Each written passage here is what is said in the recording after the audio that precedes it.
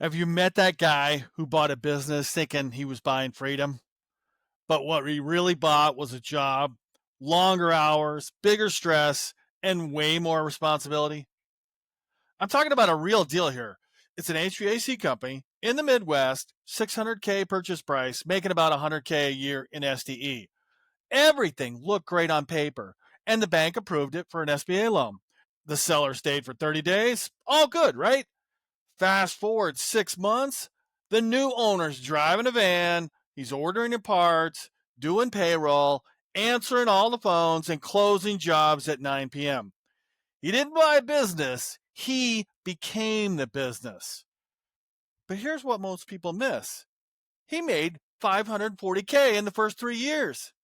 And when he hired a general manager and stepped back, the same business sold for 1.2 million. So did he buy a job? Or did he buy a path out of one? Think about that for a second. Hi, I'm Jon Stoddard from DealFlowSystem.net. I help first-time buyers find, fund, and close their first business without wasting years on junk deals or getting stuck in analysis paralysis. And today we're talking about a phrase that gets thrown around way too casually. Don't buy a job. Now, this sounds good on X and LinkedIn, but in the real world of SMBs, buying a business is often the smartest job you will ever take. All right, let me talk about some stories here, and I'll give you a real world example. One of my podcast guests, Dave, bought a plumbing business in Colorado. 3 trucks, 5 employees, 900K in revenue, 225K in SDE. He thought he was buying a semi-absentee business. And the seller said, or the sim and the broker said, you're only going to work 20 hours a week, right? You know what that meant? He worked 20 hours, but managed 60 hours. So Dave goes ahead and closes the deal. And with a month, 2 techs quit. He has to jump in the van, starts taking calls, running service routes, doing estimates, everything. And he's exhausted. But here's what happened next. He was in the business, so he saw the gaps. He fixed scheduling, put a system in place. He fired the weak ones and hired some great people. He built a bonus plan for continuity. And within 12 months, revenue hit 1.2 million and margins climbed to 30%. And then he hired a manager and got his life back. That's the trap and the truth. So every first-time buyer starts by buying a job. The smart ones don't just stay in it forever. They work themselves out. The smart ones, they know what to do and don't stay in it forever. All right, story number 2, kind of ugly books. Let's talk about Sam. It's just a made-up name because I want to keep everybody confidential and private. He founded an e-commerce brand on BizBuySell, doing 1.1 million in revenue and supposedly 250K in SDE. But the books were a mess. No clean P&L, they weren't balanced, no separation of personal expenses. Most buyers ran away, and we dug into that deal. Realized the seller was running about 70K in personal stuff through the business, like car, travel, gifts, meals, and Xbox for his son. We normalized the books, showed clean cash flow. It was throwing off actually more cash flow than they said, and 2 banks fought to fund it. Now, here's the part that people don't talk about. Sam ran every part of the business for the first 12 months.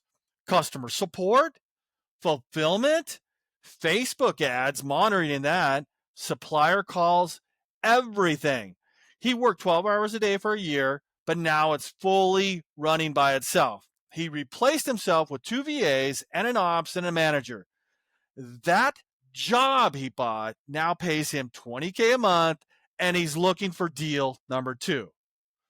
Now, if you're a first-time buyer and you saw that, would you jump into that, or would you kind of peel back the onion? Most people would not, but he bought momentum. All right, story number 3, the one product play. Then there's Scott. Scott was one of my students, and he's deciding between 2 businesses. There was a catering company doing 1.4 million in revenue, 180K in SDE, or he had a choice of a one-product e-commerce brand with crazy upside. The catering business looked very stable. but it required him to manage people, trucks, weekends, and there wasn't a lot of upside. He would have bought himself a job with a hairnet. The one product business, that was much simpler. There's one SKU, one channel, one marketing lever. So he bought that one instead. He worked it hard for a year, automated everything, and he now runs a multi-million-dollar business. The difference wasn't the hours, it was the leverage. One business needed him to function, the other one let him build systems around it. So the question I ask you, first-time buyers, would you have chosen the stable paycheck or the scalable play? Let me hear your answer down in the comments below. All right. So why buying a job isn't the enemy? Here's the truth nobody says out loud. Your first business is rarely, almost never passive. It's not supposed to be. You're the quality control, you're the CFO, you're the janitor, and the rainmaker, all bundled in at once. You're not buying a set it and forget it operation. You're buying a training ground. So the job is the education. You're going to learn all the marketing, the finance, the hiring, the leadership, cash flow management, all in real time. And looking forward, after 12 months, you will know what kind of business you want to build next. You know, a lot of people out there, first-time buyers, are looking for freedom businesses. But freedom is actually built and fought for, not bought. All right, the numbers reality. Let's break this down. If you buy a 500K business doing 150K in SDE and you finance 90% of it with an SBA loan, you're going to be putting about 50K down. Now, after debt service, you're making around 90K a year.